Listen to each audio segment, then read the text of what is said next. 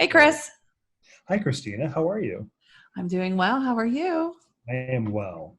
Well, It's great to be here to have a conversation again with you. And, we both have our records open. We're both kind of getting communication and transmissions. And when we were deciding what we were going to speak about, you sent me an article that was really interesting and something I really didn't know much about. And I actually had to research a little bit deeper into it a couple of weeks ago, maybe a month ago, about quantum theory, right? mm-hmm. And you read an article about a drag queen in England and how quantum theory relates to gender identity. And that opened a huge can of worms for me. So this drag queen, his name is Amro Al-Khadi, which I think is Glamro, right? His drag queen name. Mm-hmm. So he has studied extensively quantum physics, and he has studied that, with the theory of quantum physics, that two atoms can appear simultaneously in different places, but it's the same atom, right? Right. So what jumped out about this topic to you? Why is this interesting to you specifically? Maybe we touched on this last week, but for me, if I can quantify something from a scientific perspective, or at least with data points, then it's easier for me to digest and make sense of. And when I had begun to explore quantum physics, it gave me a baseline for things that I felt had been true in my own experience, but more from a spiritual perspective. And when I ran across this article when we were packing and moving up from Santa Monica, I had sent it to you because what I had mentioned last week was how I want to, and selfishly, this is, as much for me as it is for anyone else, but how do we take these topics that can be woo-woo and make them very practical on a daily basis? Or how do we combine metaphysics with quantum physics, right? And the practical application thereof.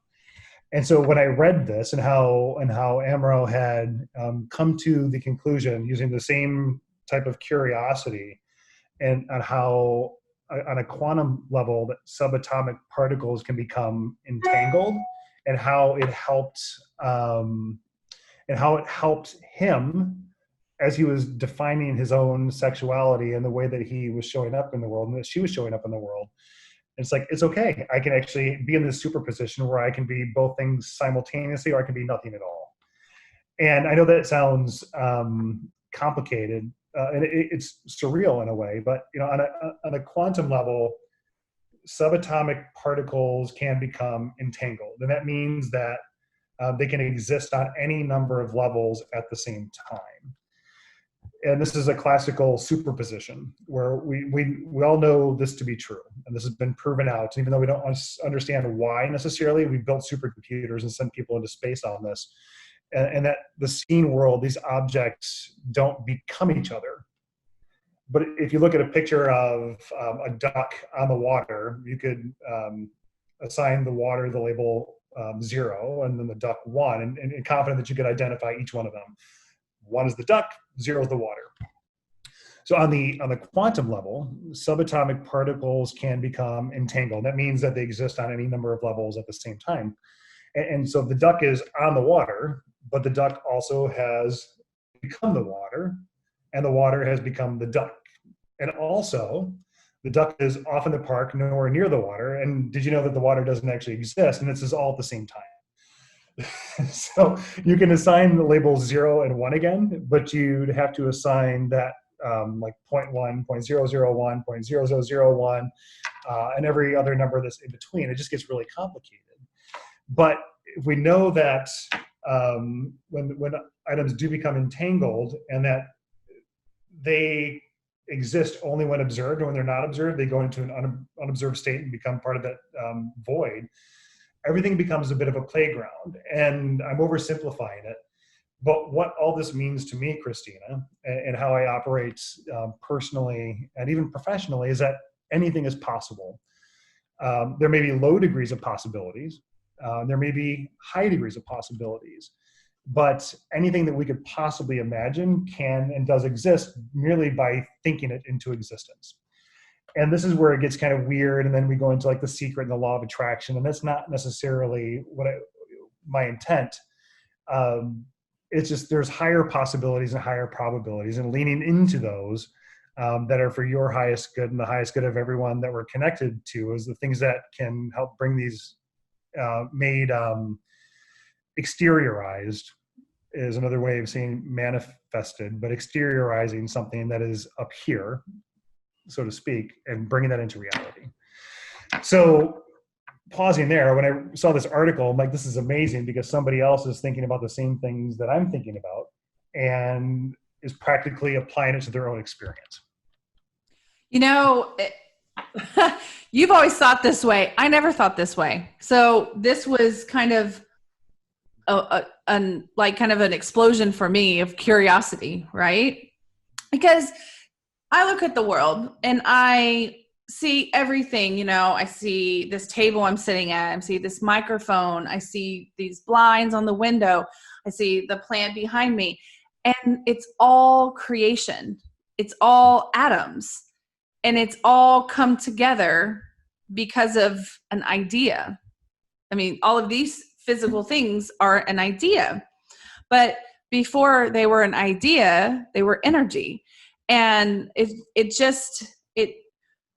is baffling to me, quite amazing to think about everything in that way, that everything that where we exist right now, the environment, the reality that we live in, a lot of it is creation. Maybe all of it is creation because the energy existed out somewhere before you compress it and make this microphone, or you compress it and make this table. And it really starts to make me question about, you know, us as humans. Mm-hmm. If this is a creation and that's a creation, of course we are creations of some sort. I mean, some people would argue a different way, but is there another creation of me, you know, out there somewhere? Or are my atoms existing somewhere else? What do you think about that? Well, that would be the many worlds theory. And Sean Carroll, who's a physicist, a quantum physicist, has written a handful of books on this topic and others, and that every permutation then essentially creates an entire dimension. So wow. So this time you go left, next time you go right, and there's a split. And there's an app for this as well, and we'll put that in the text. But it's really a decision tree, so you can measure how, if you make one decision, what that looks like, and then you follow that decision tree for a week, and then you can see how, if you'd made a yes or no, you'd go up this way and left this way. But it's an interesting app to play with. But the many worlds theory follows the same, and that, you know, every action, thought, deed creates, you know, this other dimension. So everything does exist. And this part, Christina, might make sense to you as well, because when we're working in the Akashic records or working with this energy field, it's almost like it's a DVD player. And you can think about how it maybe deja vu is part of this, coincidences, and that anything and everything already has happened in the many worlds theory. And so then it's just like putting on a DVD, if you remember those, and going back to your favorite scene in the movie. And so you're replaying something that already exists. So then it's just a matter of, and I'm oversimplifying because it's not easy, but it's a matter of identifying and recognizing and aligning yourself with the idea that actually has happened, and then tapping into it. So with that, I'm going to go off on another tangent. Do you remember the movie Somewhere in Time? I never saw it. Does it sound familiar? Have you heard of it? No. Okay. How old is it? Oh, it's for people that are my age, it's like you might remember it. This is like when HBO first came out. But Oh. Somewhere in Time came out in 1980. So I was only 7 years old when this came out. And it was written based on a book called Bid Time Return. And the author's name was Richard Matheson. And Richard Matheson wrote a lot of science fiction books, movies. He did a lot of writing for Star Trek. But in this movie, Somewhere in Time, it takes place in Mackinac Island, Michigan. So, and me growing up in Michigan, it had an affinity to it because you see the Grand Hotel, and then it had Christopher Reeve coming fresh off the heels of Superman, right? So wait a minute. I might know what you're talking about. Christopher Plummer's in it as well, but a younger Christopher Plummer, and Jane Seymour. And so he's a writer in Chicago, and I remember him like driving past the Hancock Tower, then magically all of a sudden he ends up in Mackinac Island, Michigan, which is probably an 8-hour drive from Chicago, but he got there pretty quickly. And as he's walking through the hotel, he stumbles across this picture of Jane Seymour, who I can't remember her character's name, but they had a picture of her, and she was an actress, and she had done a performance at Grand Hotel. And he became enamored with it and fell in love. And that's when he started to explore this, inducing this trance-like state for himself so he could go back in time. He's like, okay, it's September 7th, 1917. I'm in Mackinac City, Michigan, and here's the time.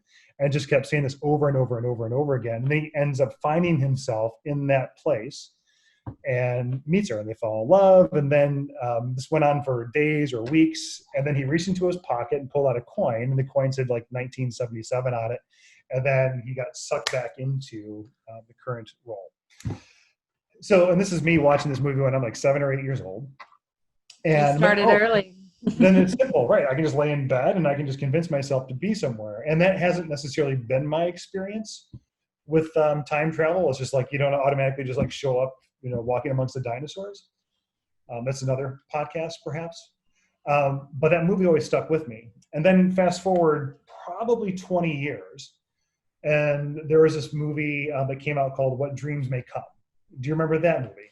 Yes. Okay. And so that had Robin Williams and Cuba Gooding Jr. and some others in there, but those are the two characters that stand out. And I didn't know that it was a book before.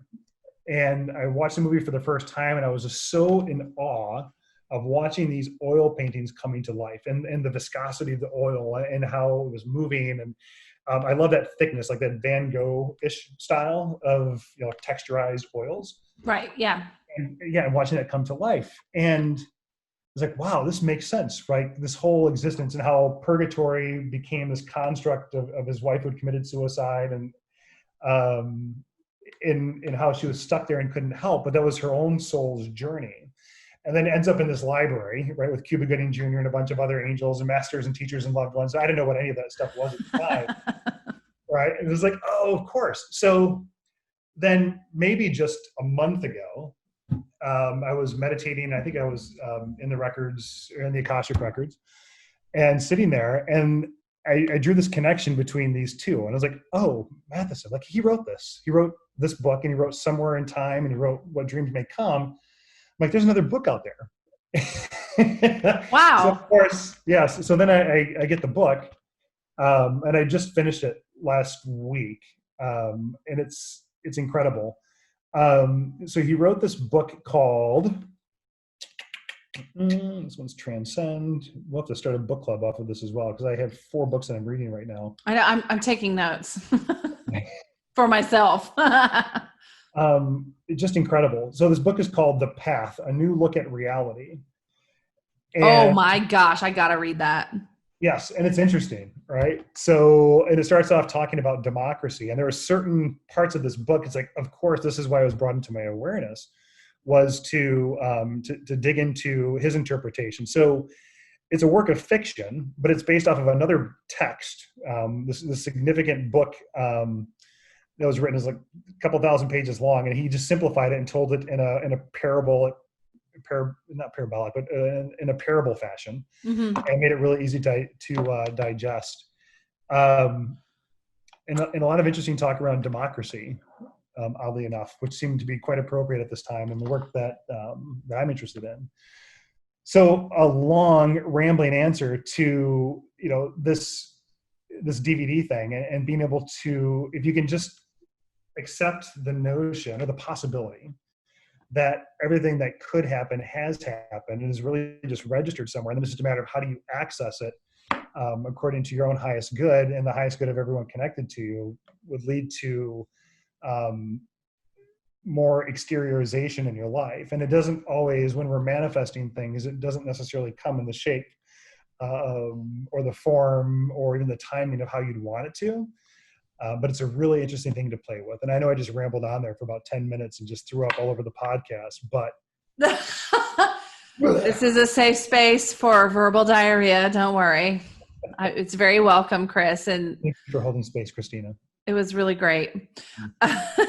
No, but I was already having my own explosions over here and heart attacks as far as things that you say are completely, resonating with me. So I've always been fascinated, and I still have unanswered questions in my experience. You are a little bit more like sciencey and methodical than I am. I'm just like, hey, let's just experience and see what I find to be true. I'm more of a, I guess, just let me do it. Let me see what it is, right?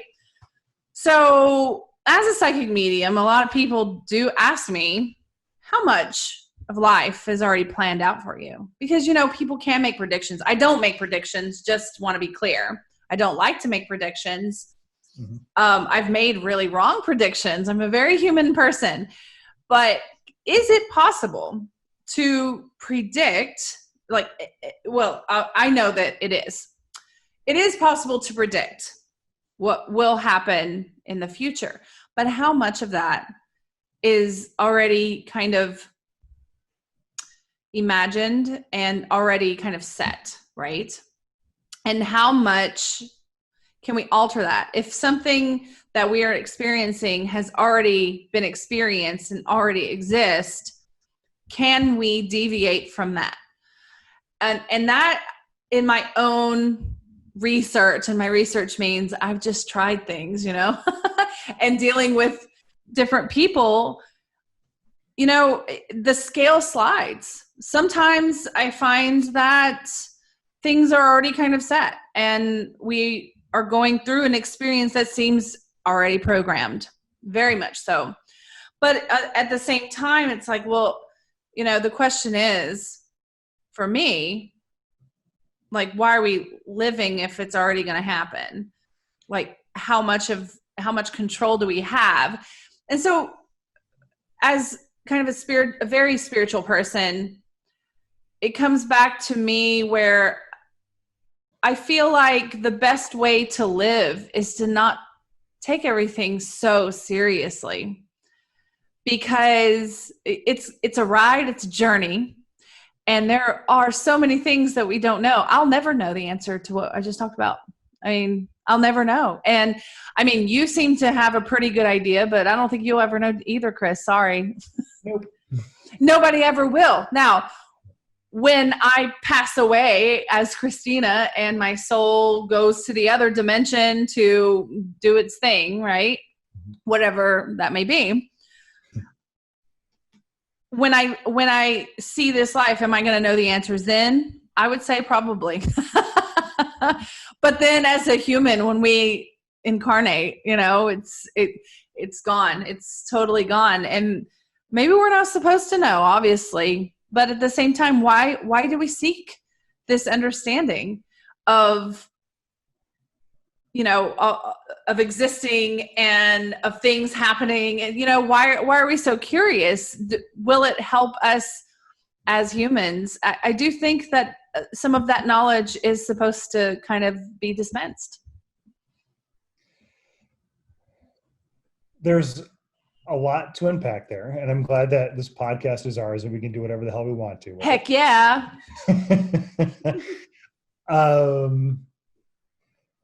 It's the experiencing it's yourself. Now,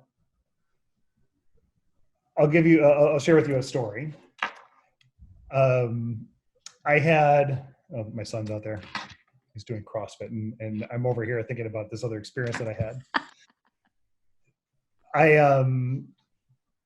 On a retreat, I had this vision of me as a bubble. Do you remember the Mr. Bubble commercial? Oh yeah. There's the animated bubble. I'm totally aging myself on this podcast, right? So I'm right behind you there, buddy. okay. And I saw myself as this bubble, and I was like, wee, and then going back in, like, oh no, and then like screaming, and then coming out the other side, like, wee, and then going back into the center of it, and like, oh no, and then crying, and then coming back out like, wee. And when I pulled myself back, there was just an infinite amount of bubbles doing the same thing. And it was like connecting back to source, having an experience, right? So like realizing, I would hear like babies crying as they were being born. So as these bubbles are coming out, it sounded like newborns.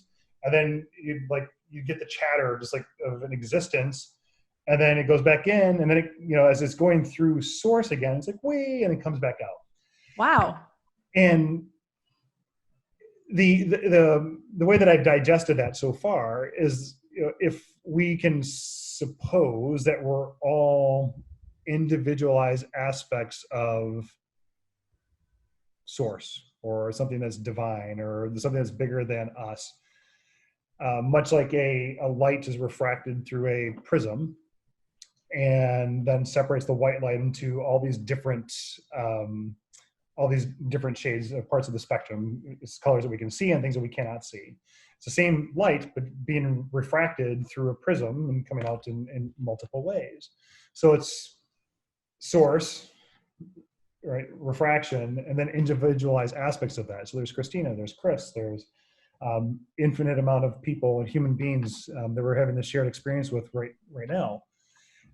And it could all just simply be source trying to experience itself as in many ways as it possibly could, and going through the full experience, because maybe it itself doesn't fully understand. It just knows that it feels great when it gets to go through all these different aspects of existence, and it provides more context and experience of its own experience. So then there's that experience, right? And we have a micro experience inside of that, and who knows what's beyond that. There's just more and more and more and more.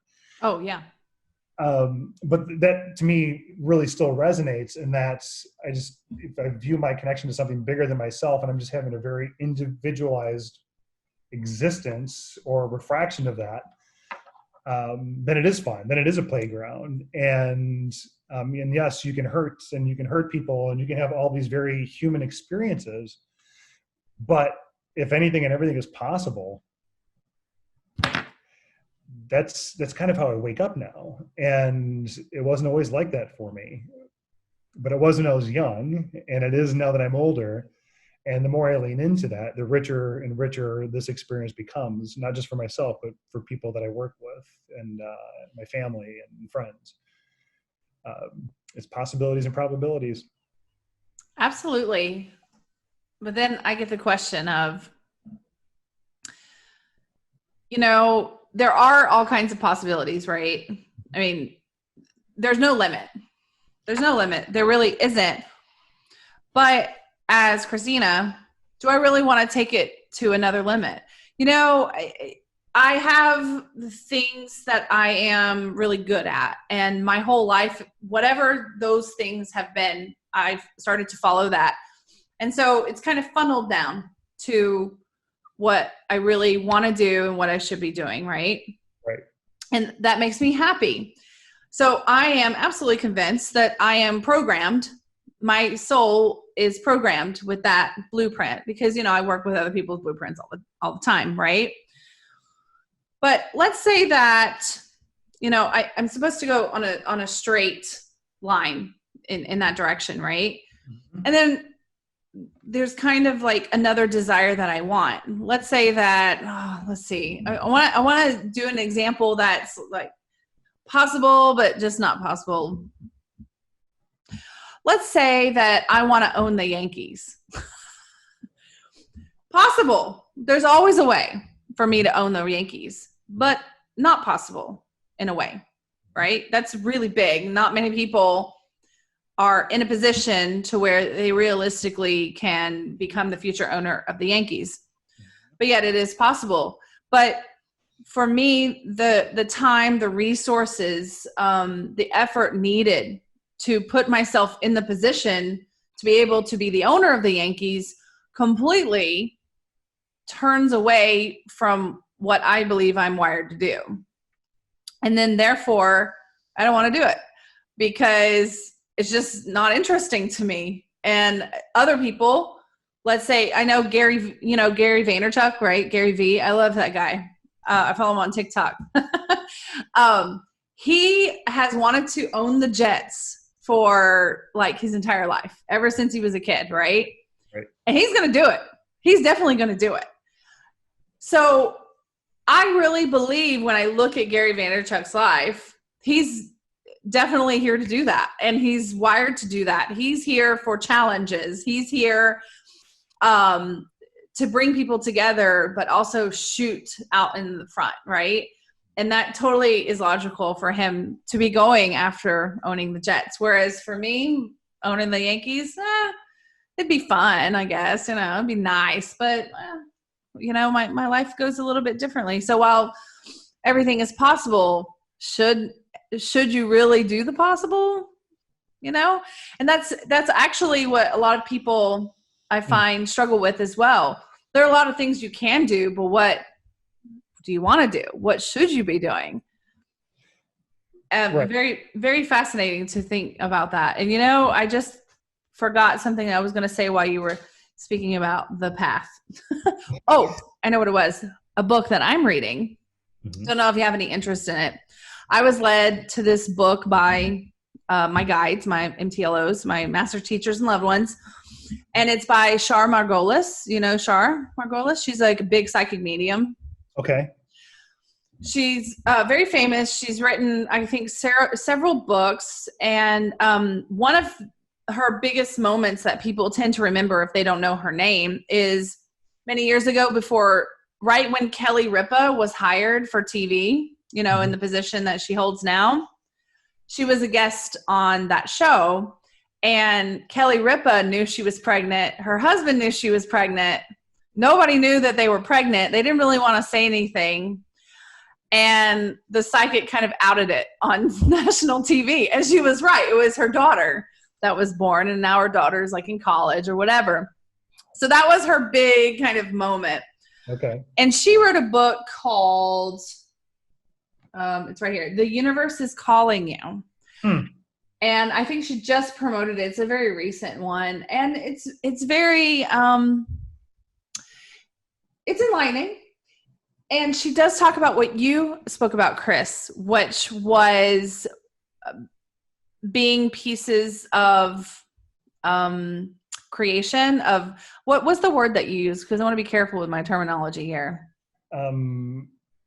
Individualized aspects of, like, we're all like pieces of source. Divinity. There you go. Okay, let's do source. I don't want to say God. I don't want to say any something else is bigger than us. Right. And one of the quotes that she puts in the book, it's by Marianne Williamson. It's like, everyone, I don't remember the exact quote, but everyone's always looking out when really you should be looking in, because it's all there. It's ready to go. The essence of who you are is there, and it's ready to be manipulated, manifested, whatever you want to say. It's ready to help you create.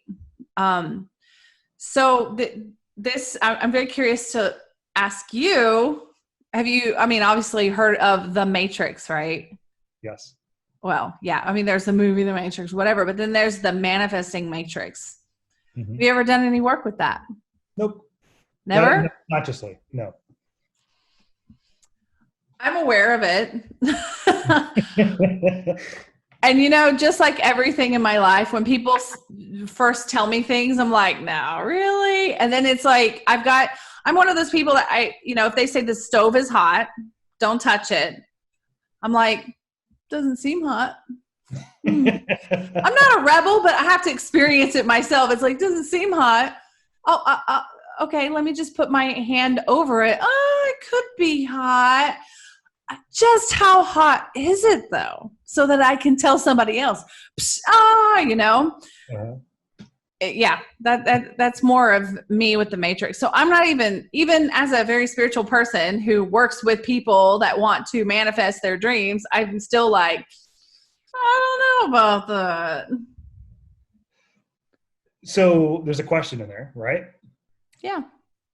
And the question was, have I done work with the matrix intentionally? The answer is no. So where I fall in that is, it's not, if it doesn't work, right? And my biggest fear has been, what if it does work? Then what?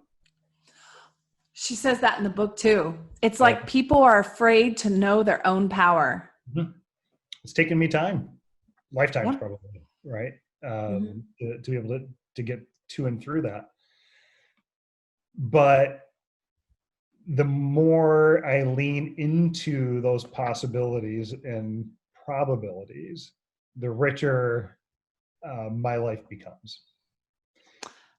Yeah. And I know that it can drive people nuts, people that are close to me, or at least it could, but then it just keeps happening. And so then there's this trust, and as you're clearing up things internally, right? And whether it's like shadow work, or just, hiccups or traits, or negative characteristics, whatever.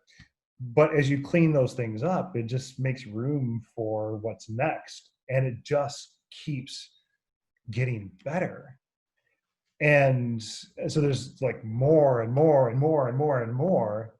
And then I look back at even 6 months ago or 2 years ago, and it's like, gosh. And I know the same thing's going to happen, 2 years from now. And it's like Moore's law, right? So it's just the rate of innovation, and it's this infinite curve. And that to me is really interesting. The question that I had for you, and I want to go back to the Yankees. And yes, you could own the Yankees, right? Yeah, I could. But my school of thought on that is that if you were meant to have that as a higher probability or possibility, you would have chosen a different expression than the person that we know as Christina King. Exactly. That was my whole point. Thank you for putting it in digestible words that I couldn't get out. Where do you sit with that? Tell me about it. Say that again. I'm sorry.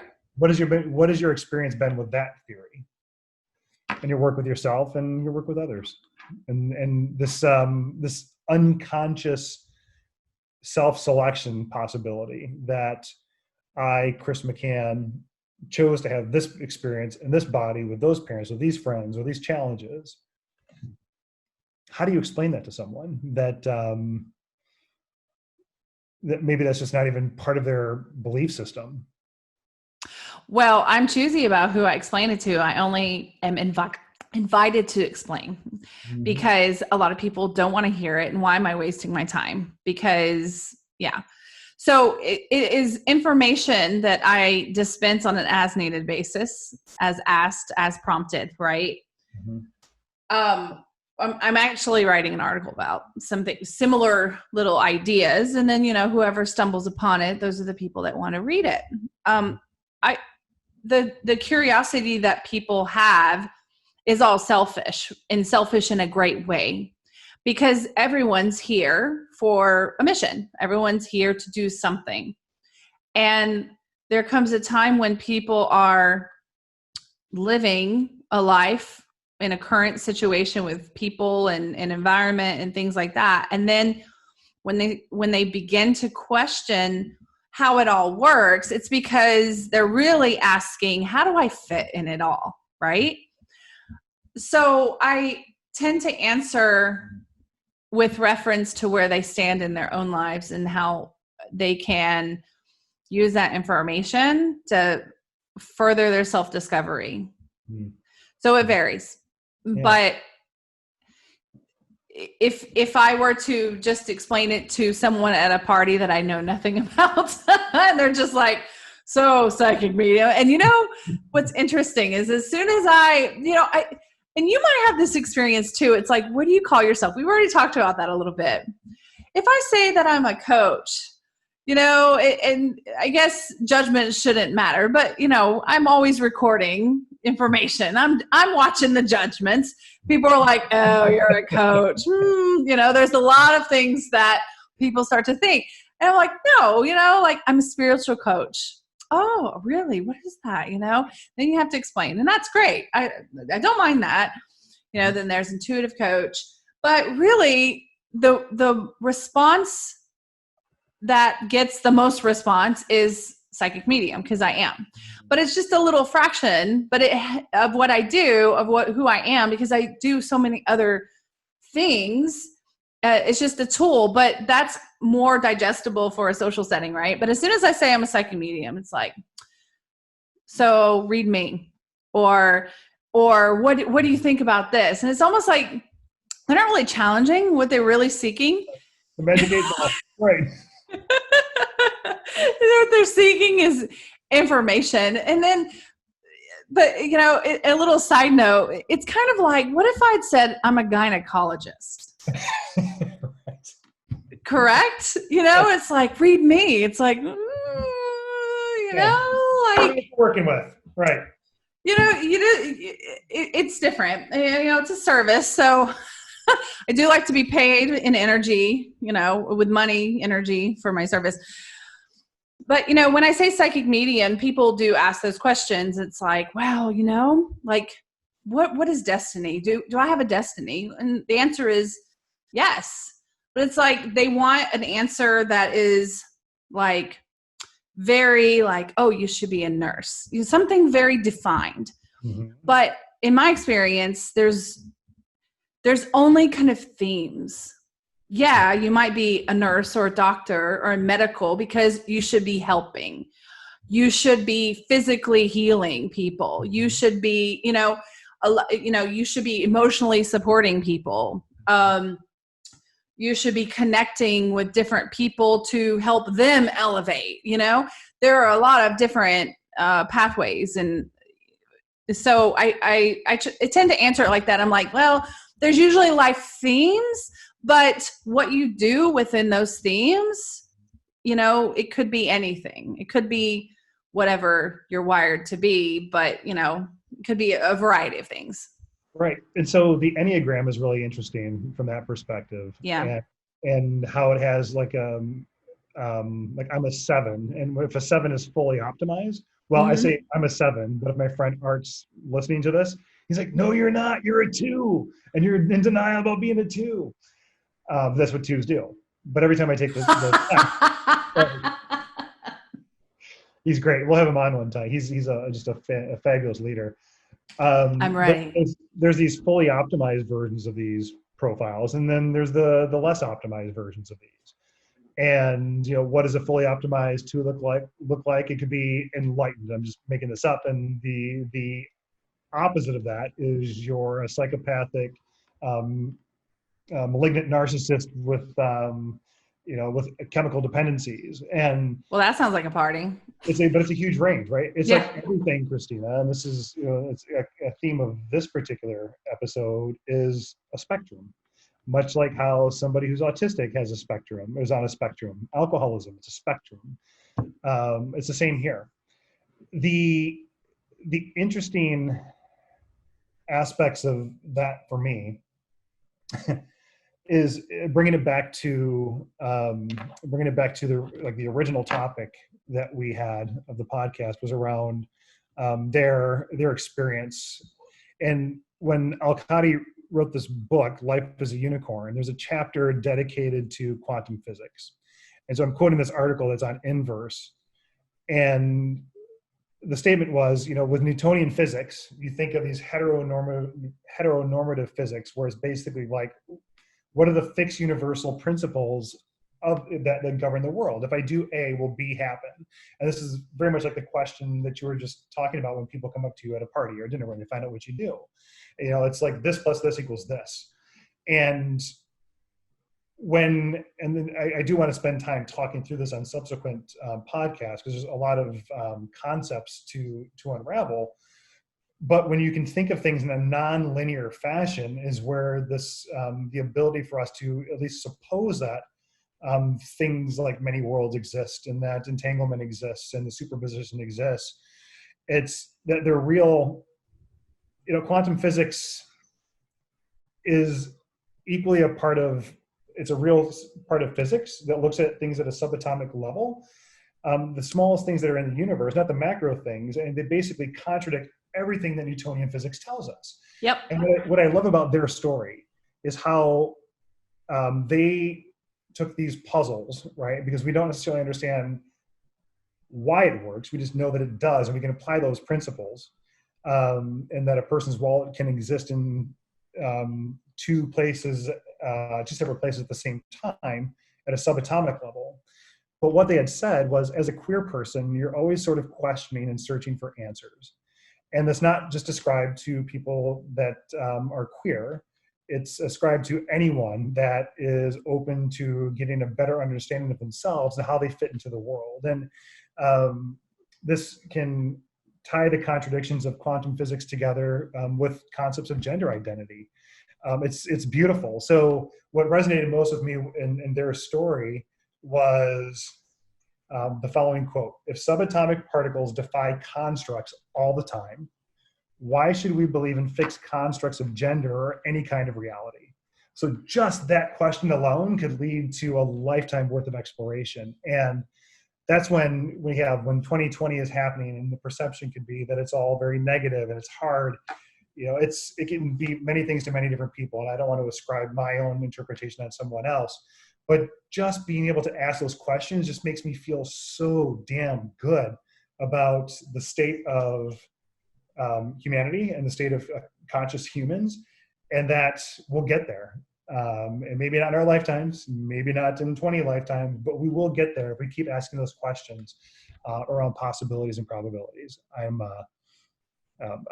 was just blown away by their statement in this article. It was very heartening. It might be possible that we'll have, it's accelerating really answers to those kinds of questions in the work that people are doing. I mean, you might get an answer within this lifetime. But it is so big and so hard to understand with our capacity, which, yeah, we're smart people, right? But we're kind of clueless too, we're animals of some sort. So, for, I guess, the bigger picture and the details within, to color in the lines, I think it'll be lifetimes as well. I agree. But I think, I even feel like in 10 years or even 20 years, just some big things are going to be discovered and talked about and acknowledged. And, even 5 years ago, what we're talking about now didn't really, exist in consciousness either. Right. No. Yeah. Yeah. I love interrogating everything and particularly things that I'm taught. And it just started for me at a young age, and just not getting involved in groupthink, and to just trust it and to think of alternatives. And it just became part of my mindset. And, when I think of quantum physics, quite frankly, I find it to be comforting.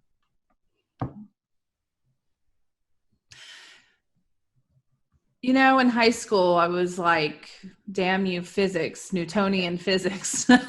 We all did at one point, but of course, quantum physics is kind of like an FU to that physics anyway, within nature. So it's kind of the rebel, if you think of it in that term. But yeah, and I'm glad that I know you, because you think in those kinds of curiosities, and it really contributes to my own curiosity and my own experience. And how am I going to process my own life, my own existence within all of these atoms that happen to be around me, and who am I within that? And, it's something real and interesting, but at the same time, it kind of inspires me to not take things so seriously, like little micro things, like anything in life that happens. It's like, I mean, you take them seriously a bit, but you just can't wallow in them for so long because it's just, so many other things happening that we can't see. I love that. Mm-hmm. Yeah. Well, we have lots more to explore next time we do this. Definitely. So I think that my takeaway for this, for everybody out there, I definitely think, how do you, check in with yourself. How do you view yourself within your own reality? And I think that definition is what is to be true for you, right? But also question yourself, question your existence, and also question how you operate within the environment around you. And I think there's a lot of self-exploration involved in all of that. And that really, even if it seems like it's not important to think in that kind of way, it's a little bit different than perhaps you think about every day. And I think that those kinds of answers can enhance your experience even just a little bit. What about you, Chris?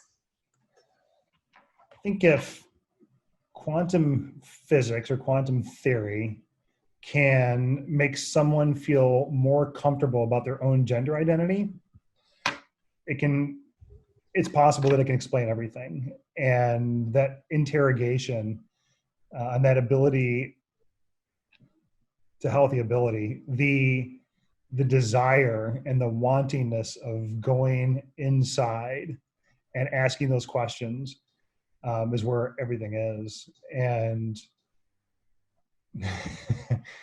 I don't know, there's the world that you see when your eyes are open, and there's what you see when your eyes are closed. And for a long time, I thought that everything was in front of me when my eyes were wide open. And the reality is that that's just the refraction of what's coming in.